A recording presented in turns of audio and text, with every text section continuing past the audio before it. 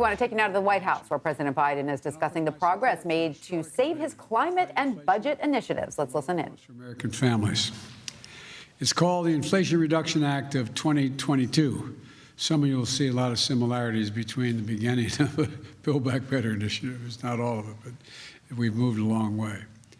I'll be going into detail in a minute, but simply put, the bill will lower health care costs for millions of Americans. It will be the most important investment, not hyperbole, the most important investment we've ever made in our energy security and developing cost savings and job-creating clean energy solutions for the future. It's a big deal. Also, for the first time in a long time, began to restore fairness to the tax code, began to restore fairness by making the largest corporations in America pay their fair share without any new taxes on people making under $400,000 a year. Experts, even some experts who have criticized my administration in the past, agree that this bill will reduce inflationary pressures on the economy. This bill will, in fact, reduce inflationary pressure on the economy. It's a bill that will cut your cost of living and reduce inflation and it lowers the deficit. It strengthens our economy in the long run as well. This bill has won the support of climate leaders like former Vice President Al Gore, who said the bill is, quote, long overdue and a necessary step to ensure the United States takes decisive action on the climate crisis that helps our economy and provides leadership for the world by example. Inflation hawks like former Secretary of Treasury Larry Summers said, quote, this bill is fighting inflation. Let me say, this bill is fighting inflation. Progressive leaders like Senator Elizabeth Warren said, quote, this is a bill that truly is about fighting inflation, bringing down the cost for families, and putting our country on a sounder economic footing. Here's how it works. First, the bill finally delivers on a promise that Washington has made for decades to the American people. We're giving Medicare the power to negotiate for lower prescription drug prices, which means seniors and consumers will pay less for their prescription drugs. Medicare will save in the process about $290 billion. And in addition, it also changes the circumstances for people on Medicare by putting a cap of a maximum $2,000 a year. They have to pay no more than $2,000 a year, no matter how many prescriptions they have for all the prescription drugs, which is especially important for people with cancer and long-term diseases. It's a godsend. It'll literally be a godsend for many families. Second, the bill locks in place lower health care premiums for the next 3 years for millions of families that get coverage under the Affordable Care Act. They will mean an average savings of $800 a year for 13 million people. Third, it invests $369 billion. Granted, I call for 500 plus, but it invests $369 billion to secure our energy future and to address the climate crisis, bringing down family energy bills by hundreds of dollars by providing working families tax credits. It gives folks rebates to buy new and efficient appliances, to weatherize their homes, and tax credits for heat pumps and rooftop solar.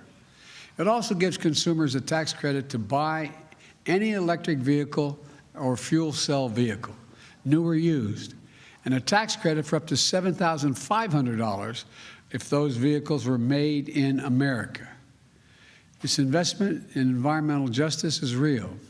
It also provides tax credits that will create thousands of good-paying jobs, manufacturing jobs, on clean energy construction projects, solar projects, wind projects, clean hydrogen projects, carbon capture projects, and more by giving tax credits for those who build these projects here in America. Now, let me be clear. This bill would be the most significant legislation in history to tackle the climate crisis and improve our energy security right away. It'll give us a tool to meet the climate goals that are set, that we've agreed to, by cutting emissions and accelerating clean energy, a huge step forward. Fourth, this bill requires the largest corporations to begin to pay toward their fair share in taxes. by putting in place a 15% corporate minimum tax. Now, I know you've never heard me say this before. It will come as a shock to you, but 55 of the Fortune 500 companies paid no federal income tax in 2020. I know you only heard me say that about 10,000 times, but the fact is they paid no taxes on an income, collective income, over $40 billion. Well, guess what? This bill ends that. They're going to have to pay a minimum of 15% tax on that $40 billion or whatever the number turns out to be. Fifth, this package will reduce the federal deficit by over $300 billion. Already on my watch, deficits come down my first year by $350 billion and a record $1.7 trillion at the end of this fiscal year. Now, this bill is going to keep that progress going. Yes, I'll say it again. This legislation will bring down the deficit. Bring down the deficit. The sixth point I want to make is this bill will not raise taxes on anyone making less than $400,000 a year. And I promise, a promise I made during the campaign and one that I've kept. Now look, I know it can sometimes seem like nothing gets done in Washington. I know it never crossed any of your minds, but the work of the government can be slow and frustrating and sometimes even infuriating. Then the hard work of hours and days and months from people who refuse to give up pays off. History is made. Lives are changed. With this legislation, we're facing up to some of our biggest problems, and we're taking a giant step forward as a nation. That didn't just happen on this Inflation Reduction Bill. It also happened yesterday when the Senate made the bipartisan decision as a nation to invest in America's manufacturing technology of semiconductors and additional funding for basic research and development in the cutting-edge industries of the 21st century.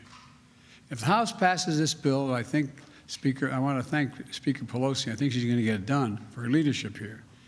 It has the added benefit of creating tens of thousands of additional good-paying jobs, lowering inflation.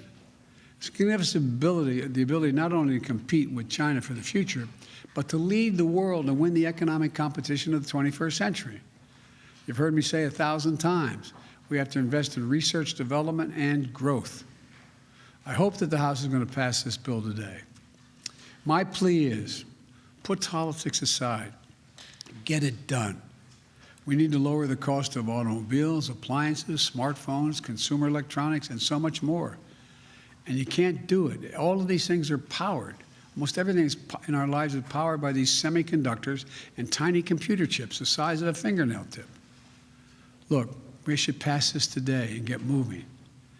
I know the compromise on the inflation bill doesn't include everything that I've been pushing for since I got to office. For example, I'm going to keep fighting in the future to bring down the cost of things for working families and middle-class families that matter by providing for affordable and accessible things like affordable child care, affordable elder care, preschool, the cost of preschool, housing, keeping students with helping students with the cost of college, closing the health care coverage gap. You know, it's a fancy way of saying the health care coverage gap. Expanding Medicaid in states that refuse to do it, and more.